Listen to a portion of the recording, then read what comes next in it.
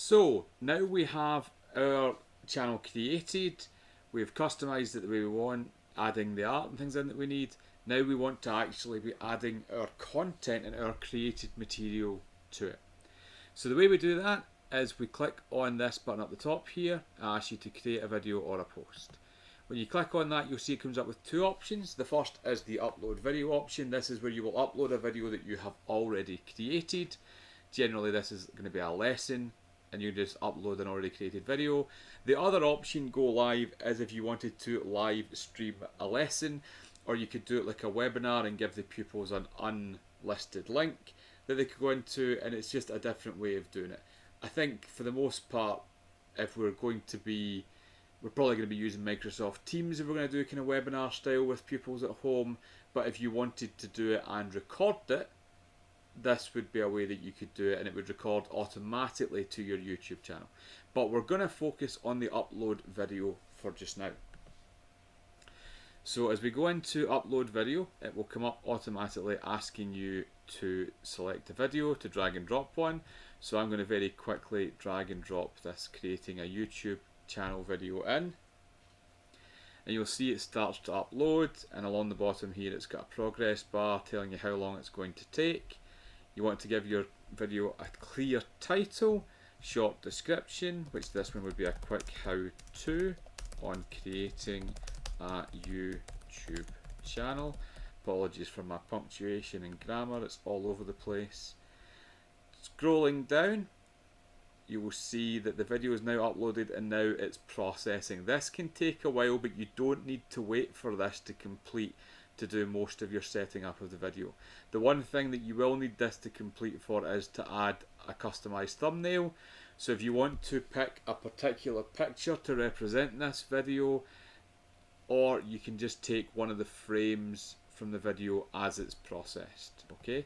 But we're just going to move past this just now. If you have playlists set up, this is where you can add it to an already existing playlist. Say I had created a playlist, or you can create a playlist from here. We'll cover creating a playlist later. This is one place that you can do it, but it's better if you prepare it beforehand. It'll ask you, is this video made for kids? Ours are going to be made for kids. It means that they won't receive personalised adverts when they're watching them. It's definitely worth taking the time to tick that box. Okay, again, that will automatically make the age restriction, don't restrict the viewers for 18 and only. And then you can click on more options at the bottom here, and as we scroll down, there are a few that are quite useful. So you want to leave that unticked. My video contains paid promotion. It won't do. You can maybe give your video tags, which might make it easier for the pupils to find as they search for them. It's always worth just noting the language and things like that. So it's not a huge thing, but if we make sure we get it listed correctly, it's just good to get into the habit of marking as English. And we can move down from there. This is all a bit extra. Whether or not you want it to be set, the date that was recorded, location, it's not overly relevant, but the category could be good to put in. It might be relevant, but again, when you look at the categories that are there, it's going to be education. And then I would generally untick that, because we don't need to really track who liked and disliked the videos. If we need feedback from the pupils, we'll get it directly. And you can see now that it's finished processing, and you can see the video actually appears up here on the right. And if you scroll up, you can now select the thumbnail that you want. It will recommend 3 for you, or you can upload one of your own. I'm just going to, for quickness, just select that first one here just now. When you click next, it takes you to the video elements. These are potentially quite useful and they're more advanced. We'll talk about them in future videos, where you can actually add an end screen where you might have videos that you want to, that the pupils can click on, that they can take to, or you can add on other information and you might want to link it to like a little multiple choice test or something on bite size, or a file that's relevant to what they've just watched. Anything at all, but we can add those up once you've got everything set up. For just now, we're just going to skip past that stage. And lastly, the visibility. So you don't want it to be private, because only you or people you specifically went and put the email address in for can access it. However, you may be uncomfortable with your video being public, because it means that it can be watched by anyone all across the world. Perhaps you would rather keep it not that way, so only your students can see it.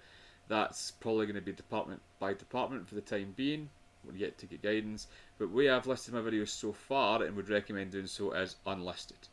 So this means that anyone with a video link can watch your video, but again, if everybody's happy, there's no reason not to put it public. Then the pupils could actually search for the video on the channel and they could subscribe. But if you'd rather not, unlisted means that only people with the link can access it. So you could embed that link into your Microsoft Teams and the pupils can know they can go to it from there. Or if you were creating a homework task and you wanted them to look at a video, this would be another way to do that without having to upload a video into Show My Homework where you're limited in size or replicate it. So it could just be on YouTube and you're just sharing a link. As much as we have a terabyte of space in Microsoft Teams, you have almost unlimited space on YouTube. So it's another reason to use that. We'll select unlisted for this one. Scroll down, everything else appears to be fine. And if you click save, that is your video uploaded. You'll see it's created a link here. If you wanted to share it to someone, you would take that link. If you wanted to immediately tweet it out on your your department Twitter account, it could be done.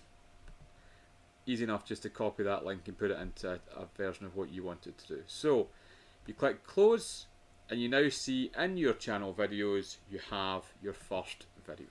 Okay, shows you that it's unlisted here. That is easy to change at any point if you want to keep it private until you're ready for people to see it. If you've decided that your entire department should be public so that it's easier to find, which is probably the recommended version. But for the now, mine will be unlisted so that only those who can see the link can access it.